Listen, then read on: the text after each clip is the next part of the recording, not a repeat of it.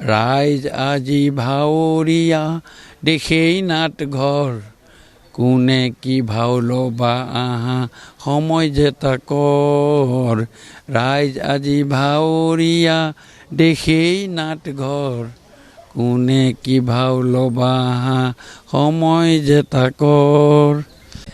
এইটো এটা ডাঙৰ কথা চাওক, মই আহি থাকোঁতেও মই ভাবিছোঁ যে যোৱা 4বাৰ মই বিধানসভাত আছিলোঁ, 4বাৰ মই জিকিছিলোঁ, কিন্তু এইবাৰ প্ৰথমবাৰৰ কাৰণে মই নিজৰ ভোটটো আজি মই নিজে দিব পাৰিম।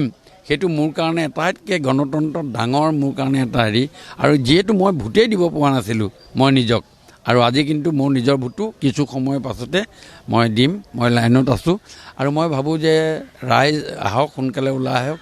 এই যি ব্যৱস্থা, এই ব্যৱস্থাত গ্ৰহণ কৰক, এই গণতন্ত্ৰ উৎসৱটোত সকলোৱে অংশগ্ৰহণ কৰক।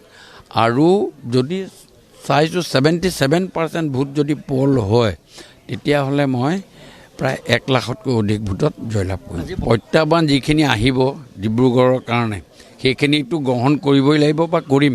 তাৰ লগে লগে আমাৰ দ্বিতীয় ৰাজধানী হোৱাৰ যি পৰিপ্ৰেক্ষিতত আমাৰ ডিব্ৰুগড় ইনফ্ৰাষ্ট্ৰাকচাৰৰ কাৰণে বহুত নতুন কিছুমান কাম আমি কৰিব লাগিব। সেই কামবিলাক যিখন ৰাজধানীৰ কাৰণে যিখিনি দৰকাৰ, সেই গোটেইখিনিক আমি আগত লৈ আমি এই কামখিনি আগুৱাই নিয়াৰ এটা প্ৰচেষ্টা কৰিম। কি আহ্বান জনাব শেষত মই সকলো ৰাইজকে মই আহ্বান জনাইছোঁ যে সোনকালে আহক, আহি আপুনি গণতন্ত্ৰ উৎসৱত আপোনাৰ মতাধিকাৰ সাব্যস্ত কৰক। এইটোৱে হ'ল আজিৰ ডেটত আটাইতকৈ ডাঙৰ প্ৰাসংগিকতা। ৰাইজ আজি ভাৱৰীয়া দেশেই নাট ঘৰ কোনে কি ভাও ল'বা আহা সময় যে তাকৰ ৰাইজ আজি ভাৱৰীয়া দেশেই নাট ঘৰ কোনে কি ভাও ল'বা আহা সময় যে তাকৰ।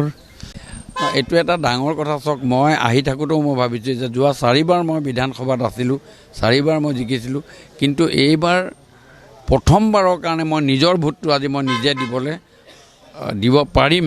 সেইটো মোৰ কাৰণে আটাইতকৈ গণতন্ত্ৰত ডাঙৰ মোৰ কাৰণে এটা হেৰি, আৰু যিহেতু মই ভোটেই দিব পৰা নাছিলোঁ মই নিজক, আৰু আজি কিন্তু মোৰ নিজৰ ভোটটো কিছু সময়ৰ পাছতে মই দিম। মই লাইনত আছোঁ আৰু মই ভাবোঁ যে ৰাইজ আহক, সোনকালে ওলাই আহক। এই যি ব্যৱস্থা, এই ব্যৱস্থাত গ্ৰহণ কৰক, এই গণতন্ত্ৰ উৎসৱটোত সকলোৱে অংশগ্ৰহণ কৰক। আৰু যদি চাইছোঁ 77% ভোট যদি পল হয়, তেতিয়াহ'লে মই প্ৰায় 1 লাখতকৈ অধিক ভোটত জয়লাভ কৰিম। প্ৰত্যাহ্বান যিখিনি আহিব ডিব্ৰুগড়ৰ কাৰণে, সেইখিনিতো গ্ৰহণ কৰিবই লাগিব বা কৰিম। তাৰ লগে লগে আমাৰ দ্বিতীয় ৰাজধানী হোৱাৰ যি পৰিপ্ৰেক্ষিতত আমাৰ ডিব্ৰুগড় ইনফ্ৰাষ্ট্ৰাকচাৰৰ কাৰণে বহুত নতুন কিছুমান কাম আমি কৰিব লাগিব।